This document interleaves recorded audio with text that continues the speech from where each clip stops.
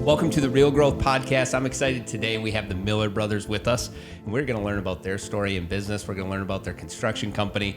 Let's kick it off. Go ahead and introduce you guys and share about your company that you own. I'm Gary Miller. I'm the president of Peak Remodel and Design. We're a full service, full design, full management, full build firm. And I'm Brandon Miller. I'm vice president. I handle more of the exteriors, roofing, siding, windows, gutters, decks. We do it all. And how many times in your life have you been asked, are you guys twins? How many times a day? Yeah, that's what it is. When we're away from here, it's like 2 or 3 times a day. Is it really? It's ridiculous. No exaggeration. Yeah, it's crazy. Like if we're on vacation somewhere else, 2 or 3 times a day. Here, not so much. Do you ever go with it? Be like, yes, we are. We have not. No, we play the actually, age game sometimes. That's what we do. Yeah. We ask them, who do you think's older? Yep. And I don't know the answer. Goes back and forth. I would say Brandon's older. See, it goes 50%. Gary's older. Yeah. Really? Yeah. Okay. How far apart are you guys in age? 6 years. 6 years. What was it like growing up together and now being in business together? Has anything changed? I would say it's changed quite a bit, honestly. When we were younger, we did not get along. So we hardly ever hung out. Now we get along great. I mean, there's feuds in the office, and when that happens, we've just learned to just walk away. Because nothing good comes from us yelling. Cooler heads prevail, for sure. Yeah. Yeah. The one thing we've learned is if we both don't agree, we don't do it. Yeah. You know, there's no splitting us up. You know, there's no one trumps the other. It's, hey, either we're both on board or we're both out. Yeah. And I think that's why we have the most respect for each other, and I think that's why we work as well as we do. And when did that start to shift? At what age or what moment? When would you say that started to shift in your journey of business and life? It's a really good question. Go ahead. I would say a few years after our first business. Yeah. You know, we realized that, okay, we're not winning by somebody having the more superiority or somebody taking charge. It's just somebody feels bad at the end of the day. Someone might win that battle, but nobody's winning the war. Mm-hmm. And we realized very quickly that if we would align and work together and put our heads together and agree, we would get a lot further. Yeah. It's just that cooler heads prevail thing again, man. You can't win them all, right? So sometimes he wins, sometimes I lose. Together we win and lose. So and that's, I feel like, just a great place to kick it off of in your first business. And so you guys have been in business now together for how long? Where did it start? We've actually been in business together for about 15 years. We've worked together in construction combined 40 years. I started when I was 16. He actually started when he was 16. Mm-hmm. When I started, I started in the summer of my 10th grade year in high school. And, you know, I wasn't really enjoying high school much. I didn't really see the academics doing much for me. And I always liked, even going way back to elementary school, when I was around 12 years old, my grandpa would come pick me up, you know, at 4:30, I'd get home from school. My grandpa would come pick me up in his old pickup truck. You know, we had the sides all hand built so we could load it up with scrap metal. And we go around the local scrap yards, like the auto body shops, and scrapping metal. He was retired, you know, he was a concrete wall builder. He did a lot of limestone walls in like Wabasha, Red Wing, on the river towns and stuff. And I really admired that he still worked even though he was retired. And I was excited to get that one-on-one time with Grandpa. But I really liked providing a service by helping the businesses take care of, you know, getting their garbage out of the facility. And then, you know, I also felt good when Grandpa gave me a couple bucks at the end of the day for helping him. So, you know, once I did that, I knew that that's what I liked doing. I enjoyed working with my hands. I enjoyed working in the elements. So, you know, fast forward back again to 10th grade, framing houses, roofing houses. I decided I was going to try the night school thing. I did that. My supervisor came to me and said, hey, you know, you're leaving too early. We have to figure something out, or we might have to make a change. So, you know, I made the choice to quit school and jump full, 2 feet in. Like, hey, I'm doing construction, and I did that for about 10 years, and then Brandon came on and he started doing his construction thing. I'll let you. Yeah. No, for me, I remember scrapping with Grandpa a little bit, but those are Gary's special memories. I was a little too young. Grandpa died when I was 8. For me, it started with my parents. So I remember being in kindergarten, they bought their first rental property. They bought some apartments around Rochester, and I drew a picture of them in front of it. I mean, it's crazy that I remember that, but I do. So for me, you know, it was dad worked 60, 70 hours during the week, and then he had these rental properties. And we'd work on those, you know, during the day because he was a night shift worker. We'd work on those during the day sometimes and other times on the weekends. And you know, we saw what hard work and reinvesting looked like through our parents, because he was actually able to retire at like 40, and my mom was able to leave the Mayo Clinic, and they just lived off their passive income from their real estate for many, many years. Wow. Yeah, so that's what got us into business. You know, we both started construction. I dropped out in 10th grade as well. It's crazy how similar our stories are. Like seriously, the first person I roofed for, he roofed with when he was starting. But I dropped out. I started roofing houses. I went and got my GED, you know, and kind of went that route. I learned, you know, back then I felt like I wasn't really a good student. I was more of a worker. What we've come to learn is we just weren't learning the right things, not things that interest us. So now pursuing further education, you know, him and I are actually really good students when we put our mind to it. But anyways, fast forward, you asked about the first business. After a commercial roofing company that him and I worked for many years, we started our own roofing company. Okay. And, you know, every successful person has failures. And with that company, we could go out, we could sell roofs. Like I knocked doors all the time to sell roofs. And there was no storm, right? Like now people knock for storm. I knocked doors to get people to pay for the roofs. Nobody had heard of us. You know, that's how we started the business. And then Gary would like subcontract work from other bigger contractors while I'm out doing this. And so we built our book of business. We had no problem selling roofs. What we didn't know how to do is how to run books and how to operate a business. And so ultimately, after 5 years, that business did fail. And Gary can kind of tell you what we did from there, where that led us. And I think one important piece of that is like, these are the things, if you did stay all the way through high school, they wouldn't have taught you anyways of how to run the books and how to really operate a company. You were good at selling. That probably came somewhat naturally. Kind of. So when we worked at doing commercial roofing, at night, I knocked doors for the cable company, and I sold cable and internet door to door. Okay. So that's where I learned my salesmanship from. Got it. Yep. So you didn't necessarily know how to run the, I'll call it the internal pieces of a company, but that was at no one's fault but your own, because where was the education? And at that point, was there YouTube that you could dive in and be like, how to run QuickBooks? Right. There was not, you know. Even QuickBooks was kind of relatively, it wasn't user-friendly at the time. Mm-hmm. So it was pretty hard to use. Now it's super user-friendly, but back then it wasn't. Yeah. Yeah, we didn't really even have any business mentors at that time. You know, we were just kind of a couple young guys that knew we wanted to do something, and we didn't want to do it for other people, and we were going to figure it out our own way. So when you decided that company didn't have a life going on past 5 years, what were some just major moments that were like, this isn't working, we need to shift? How did you determine what to shift into from that company? Well, you know, both of us were kind of 1 foot out the door towards that last year. Yeah. We were stressed out. We were really passionate about the business and the clients, but we didn't have a good team behind us to help us. And that was, you know, it was breaking us down. We didn't see any growth potential, and we're like, man, this is tearing us down. What do? We got to figure something out. So, you know, we slowly liquidated, and then I did some more subcontract work, and he went on to do a sales job. Yep. And when I got done doing the subcontract work and kind of closed out the business completely, then I actually interviewed for a job as a project manager up in the cities for a large residential remodeling firm up there. And that's where I took on the business side of things. That's where I saw remodeling done in a whole different way that they don't do locally here, or they didn't do locally here at that time. You know, the full self-service, full design, full management side of remodeling. And I was so impressed by my boss and the firm that I actually convinced Brandon to come work with us again.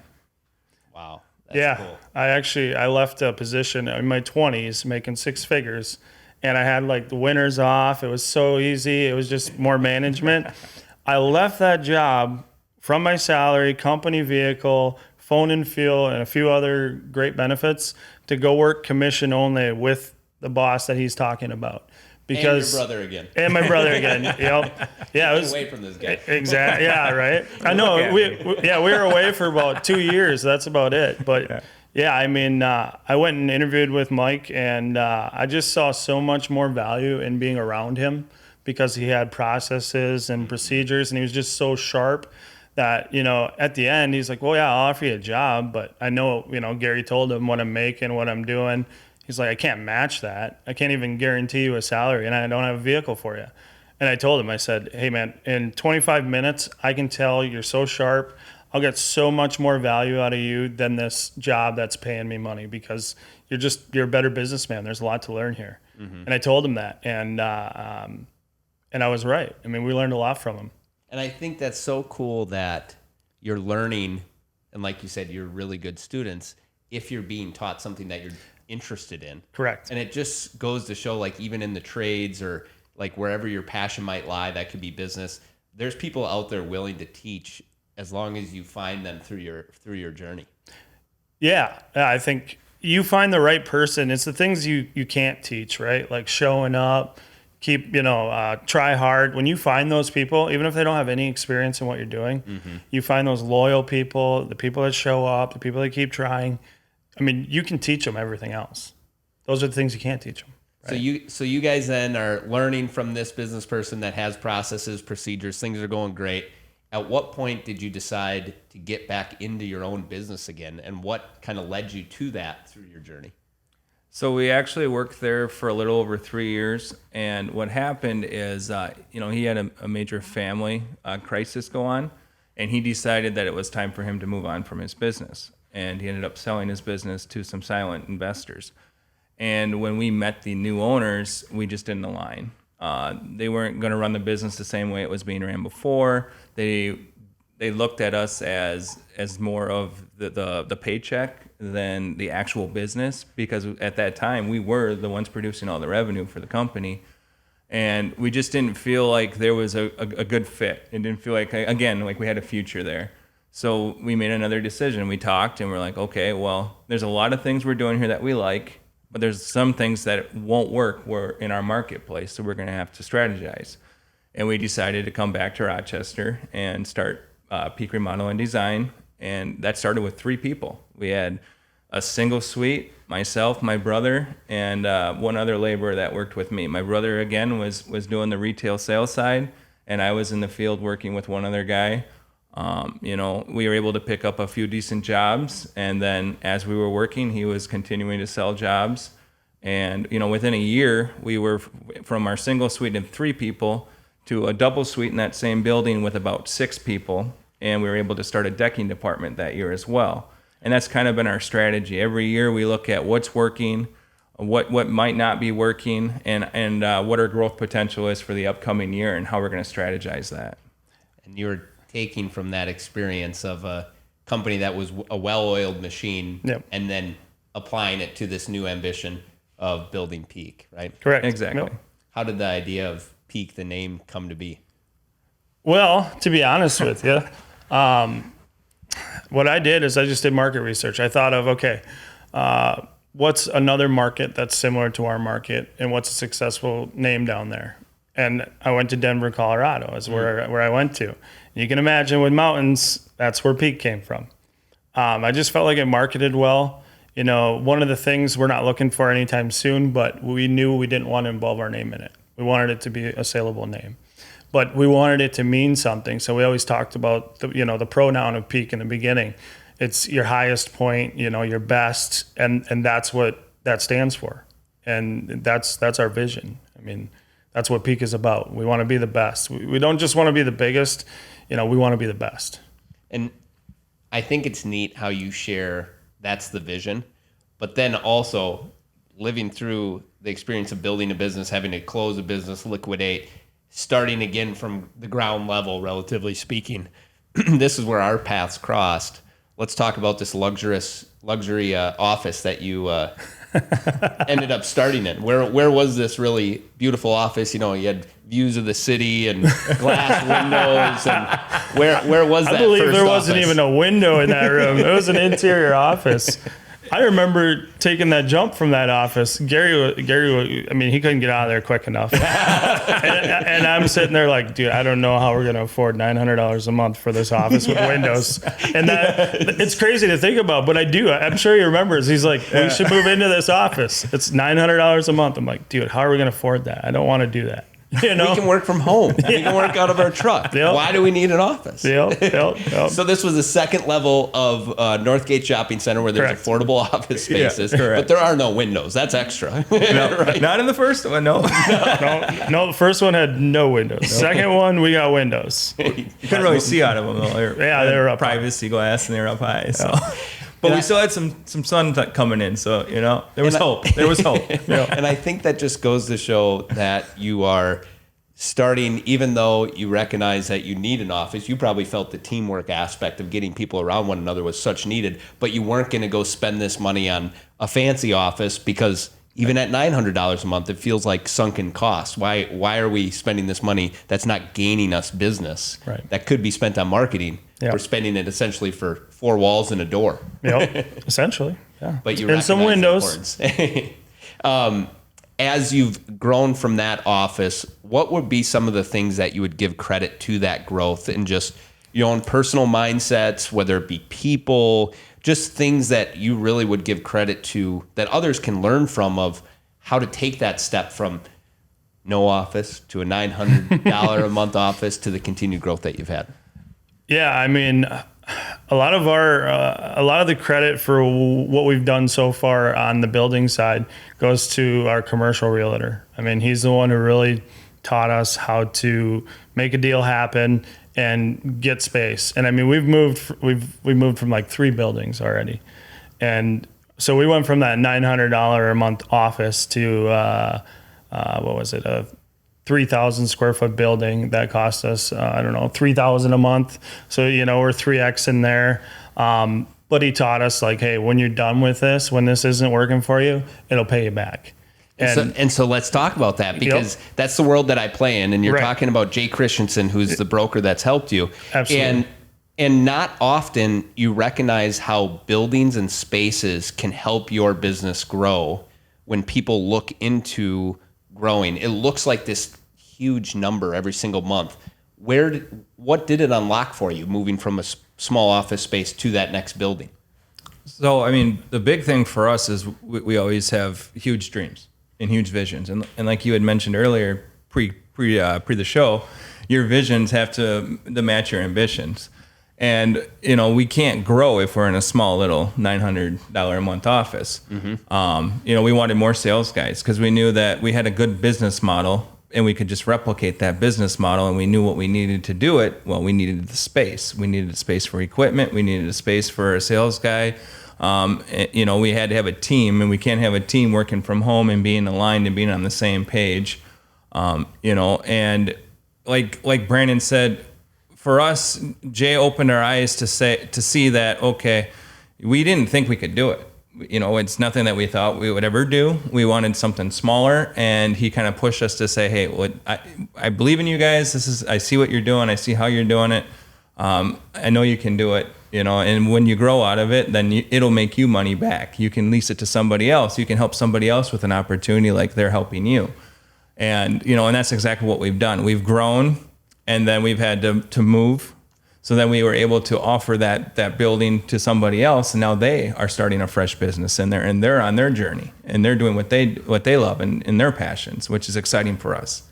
And that kind of gave us another idea of, okay, let's do another business. So now that now we're doing commercial investing and commercial buy-in and hold and operate buildings as well.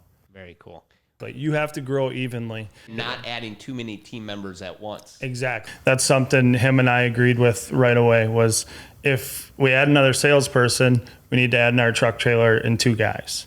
And that's what we've replicated as we've built this. It's changed a little bit. You get to a breaking point where you have to add in another seat because it doesn't work at that level anymore.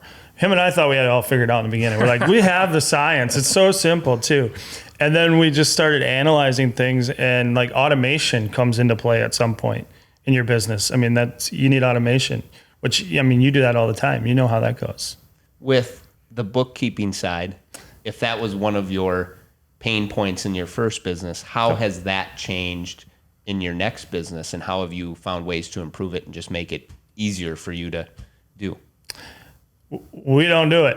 That's the easiest way to do it. We read up on it a lot. He did a lot of studying.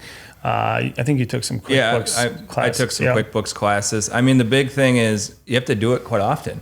I mean, we job cost everything. Oh, yeah. And we create a lot of systems for everything. I mean, as you grow, you have more hands touching things. You have more people talking. And all these hands touching things, all these people talking have to be on the same page. Yep. So we have a software that we can internally talk to each other by messaging the board, and everybody can see it versus having to text and call and, do all that. We have processes, when with people, they have credit cards, but they have limits, and they have requirements that they have to, document every purchase a certain way by a certain time. I go through at least twice a quarter and job cost any production jobs and just check budgets on them. And I look every quarter to see where our strengths and weaknesses were that quarter, why they were there. We build budgets. Those budgets constantly change based off of our goals. Yep. It's before we were just working, we were just collecting checks, we were just spending money. Now it's okay, we bring in the money. How much do we have to spend this month? And then what are we hoping that we can spend other things on, and what do we need for liquid to do that, plus get into the next month and the following and the following. And then the other science is your progress payments, making sure your cash flow is consistent. Keeping your customers happy, doing the right amount of work to get those progress payments, but keeping those progress payments consistent, keeping that cash flow. It's definitely many more moving parts than it had been in the past. Yep, yeah, absolutely. But you found ways. One is the advancement of technology, and then it sounds like two is being able to get people into places where their strength lies, let's say doing the work, where you're able to measure the work and make sure that it's being done in a profitable manner. And that time you're dedicating, you probably did not dedicate in your first business at all. Absolutely not. Just get the work done. And when the work's done, then we hopefully are making money. Yeah. Yep. It was, I've heard a lot of builders do it. It was just what's in the checking account. That's how the first business ran. Where now, like you said, we have a software in-house and we job cost everything. We track everything. My wife, she works, 40 hours a week doing straight accounting. So, we always have our finger on it. We're always watching. I think that's really important is to not let that get away from you in business. One thing I've loved so far in this podcast is we have not talked at all about what type of services you guys even do. I love it. So I figure this podcast is more for entrepreneurs. So we're kind of giving more of the business side than you pitching the business. So it absolutely is. Yeah. Real growth is really those stories, and you're helping share what has led you to that real growth for yourself personally and in business. And I think that there's so many people out there in the world that can learn from people just like you that are living through it. And so that's why we're here. But let's share for those that are interested. What does Peak Remodeling do? What are some of the services you provide? What projects are you working on right now? So on my end, I run all the interiors. The interiors piece is we do everything in the interiors. We do, anything from small bathrooms to full basements, major reconfig, multifamily homes, and in large additions. We do anything from just designs to you can hire us as just to manage your jobs, or you can hire us as a full service contractor to design, manage, and produce your jobs. We have a full list of vendors that we've vetted that we feel are good quality products with good quality warranties, just like our installers and our subcontractor relationships. Nice. Yeah. And on the exterior side, we do roofing, siding, windows, decks, sunrooms, and for us, it's you hire us, we take care of getting the work done and managing it. On his end, there's a lot more selections, coordinating a bunch of subcontractors. On my end, it's more about I would say what we do differently than some of the local is when we're on the job, if we're putting windows or we're putting siding on the house or roofing on the house or deck on the house, an actual employee of Peak Remodel is there every day, every single day. And we take care of any job site securement, cleanup, anything like that. For me, that's what I found would set us apart from some of the competitors is we were going to have an employee there every day to make sure those things got done. And that's the big thing. And then also something Gary didn't mention is now we do a lifetime labor warranty. Because him and I, man, if we touch something, we feel like it's our responsibility anyway. So we were finally like, well, let's just put it on paper and be done with it. Because if someone calls and something's wrong, we're not going to ignore it. We're going there. Your name's attached to it. Yeah. And your name, as you know, is everything with the reputation that you're building in this business. So we just said, well, might as well put it on paper and be done with it. There's obviously your exceptions like drywall cracking and concrete, because what can you do? But most everything else is covered. So. Well, like Brandon said earlier, we want to be the best, and that's not just a title you get. That's a lot of work. We're definitely not there yet, but I think we're on a great path to being there, and we care. We care about our clients. We care about our team. We care about our product. One thing that I appreciate about your recent marketing campaign is the humor that you're incorporating into it. So let's talk about ways that, from your first business to your new business that you're now marketing to let people know about your brand, about your company that you weren't doing back in the day. Yeah, I mean, we don't want to get lost in the crowd. And I don't know if you've noticed, but you drive through Rochester, Minnesota, it's either Chris Lindahl or roofing. I mean, every billboard. Right. So we incorporated a UFO because we want people to go, wait, what did I just see? Because ultimately we're gonna provide a great service. But we just need to get them on the phone. Like, we just want to catch their eyes, see that peak exists, what it's doing, and then ultimately they'll go to our website. They'll be able to see our work. They'll go look at our Facebook page. They'll be able to see our work, and we'll get the phone call. So we just didn't want to get lost in the crowd. That was the big thing. We actually have a quite interesting commercial coming out in the next couple months that I think we'll be getting phone calls. Can we get just a little sneak peek? We don't need to share the whole thing. Will it have a UFO? It will have a UFO. It will not have a UFO. It'll be talking about decks. All right, sounds good. Yeah. With the UFO, like the idea generation of that. So first, explain what the billboard is for those that haven't seen it. But then the idea generation, because that becomes a whole nother conversation and time you have to spend in trying to come up with how do I get customers to come to me and not just go knock on their doors. So what is the billboard, and then how do you come up with strategies like that? Yeah, so the billboard is that our roofs block alien abductions, because aliens have been talked about a lot in the last couple of years. It's a ridiculous statement. That's why we did it. Obviously, we don't want to put something that isn't true and is a lie and can be proven a lie, where with alien abductions, I mean, I want to know if someone gets abducted from a house we roofed.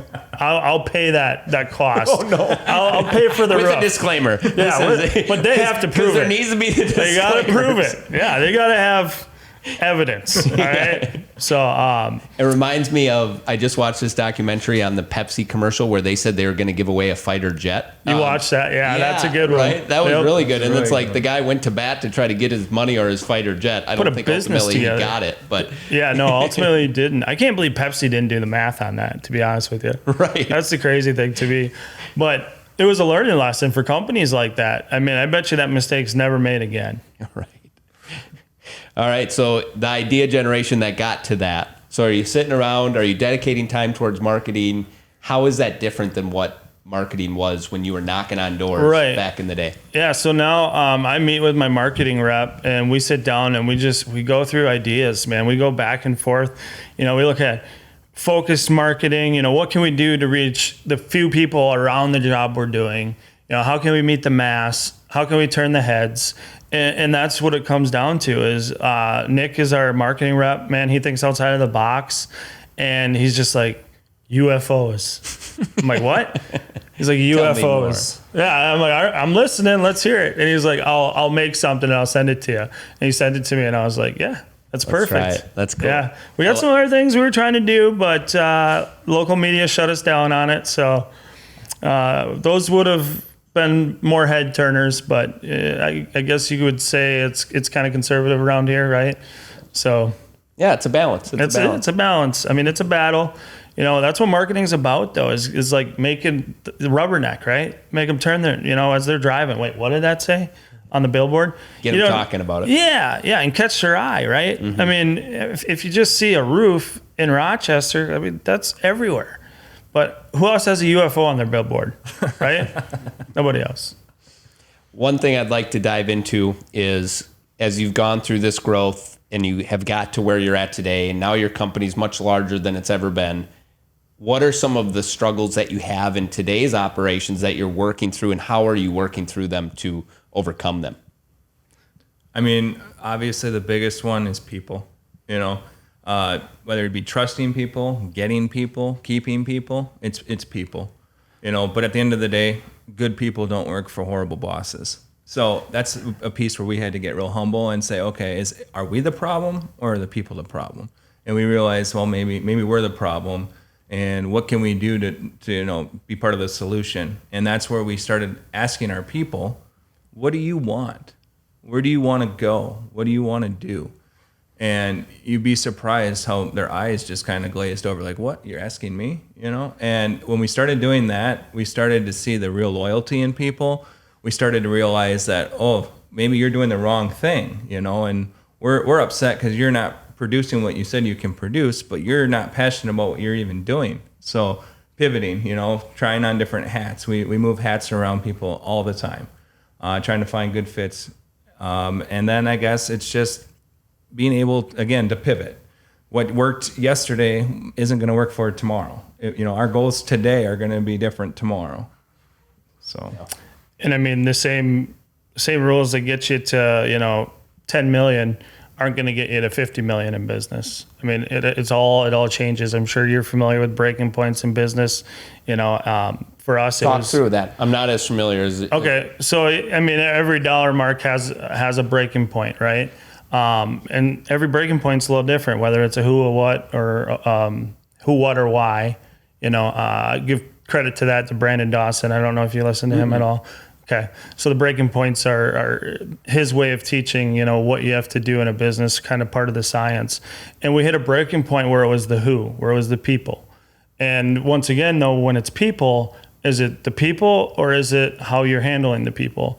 And for him and I, after we learned that, we came back, like he said, and we actually had him put it on paper, like, hey, what is your personal, professional, financial goal for the next 1, 3, and 10 years? And what we found is a lot of people want to own Peak.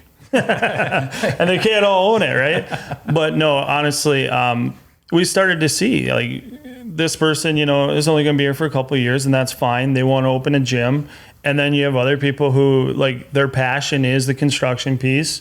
Certain people don't want to move from their position. They just want to stay right where they're at. They don't want to move, and that's okay. We need everybody in every hat that they enjoy. Mm-hmm. I mean, that's part of going to work every day. You got to enjoy it, right? So yeah, once him and I realized that, we just we're like, okay, we got to get the right people in the right places. And if it doesn't work, it doesn't work. You shake hands, you say, hey, give me a call after hours. We're still friends. It is what it is, right? Because the same people in the same places aren't going to get you from from 10 million to 50 million. That's the big thing. Mm-hmm. Yeah, interesting. And I think that struggle of people is something that every business in today's market struggles with, for the fact that there's so many opportunities for people that it can be trying to make money on the internet that didn't exist many years ago. That's a big one. It can be working remotely that didn't exist very many years ago. So there's so many options. So like you said, diving into really what people's ambitions are and trying to figure out how you can help them reach their ambitions. They're then in turn going to give you the best version of themselves through that work. Exactly. And that's what him and I figured out. Like, if this, what we think happened, anytime we lost somebody, it's because we weren't big enough. They saw they weren't going to reach their goals with us at that time. And so they decided to go pursue them on their own. I mean, that's what him and I kind of finally, the realization we reached. Like, you have to see what that person wants, and are you going to be bigger, and are you going to be able to give them that? Or do they need to go find it elsewhere? Mm-hmm. And I mean, at the end of the day, that's what you have to figure out. If they want something more and you're less, they're just, in the end, they're going to sabotage, they're going to leave. So it's not worth the time, in my opinion, at that point. But we have some really great people who want growth and want to grow with the company. And so that's the step we're on. We're doing something pretty big right now. We won't get into it much, but we're going to leave our mark on the industry at a national level. So neat. Yeah, very neat. It's fun. And before we wrap up, I just want to talk about just in ways that you have personally grown, business aside, as you've gone through this journey of business. How have you found yourself becoming just, we'll call it a better person. And I ask that from a place of like, I've discovered it through my journey of business isn't easy, no matter what business you're in. And you find that you become more mature in your decision-making process around your family, around your friends. So like, what are ways that you've grown just personally through this journey as brothers? I mean, that's something you described a little bit in the beginning, but how additionally have you grown? It's a great question.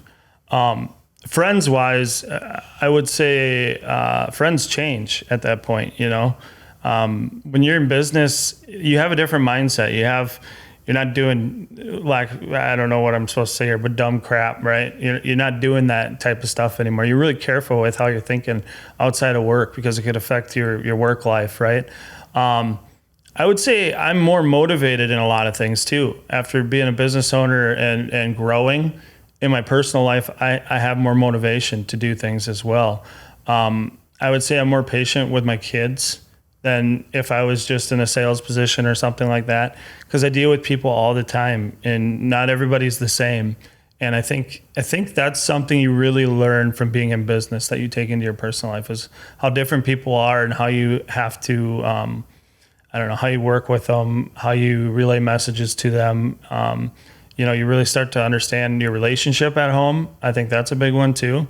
I think business helps with your marriage, even though it doesn't, but it does. It could strain it, but it also helps you, like, how do we work through this? To me, that's something I find when something's struggling in my marriage. I look at it, and she probably don't want to hear this, but I look at it like a business. Like, all right, if this was a business, what do I need to do to reach this next goal, or to, that type of thing? And that's what I've learned from having a business, dealing with people. Yeah. For me, it's been confidence. I mean, starting out, you don't think you can do certain things. You don't think you're going to have certain things. You don't think you're going to go certain places. And as you go, you're like, okay, well, I crossed that milestone. Now what's the next one? And what's the next one? You keep setting bigger and bigger goals. Motivation for my family, to have a good quality of life, to have opportunities.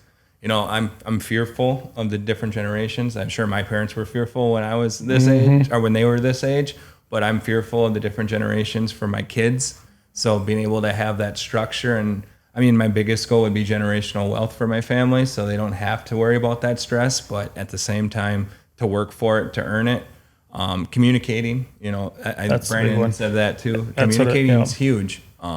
As a boss, you think you're the boss, but you're really not the boss. You're a leader, you're a guider, you're a resource, and the sooner you figure that out, that, hey, I'm not up here, I'm here with my team, it's going to be a lot easier. And that's when we figured that out, that was a lot easier for us. When we started hearing people talk, actually hearing what they were saying, and then, acting on what we were hearing, that helps. The first business, well, do this, point. And I think a lot of bosses get into that role right away. Like, hey, I did this, I own this, it's mine, do what I tell you to do.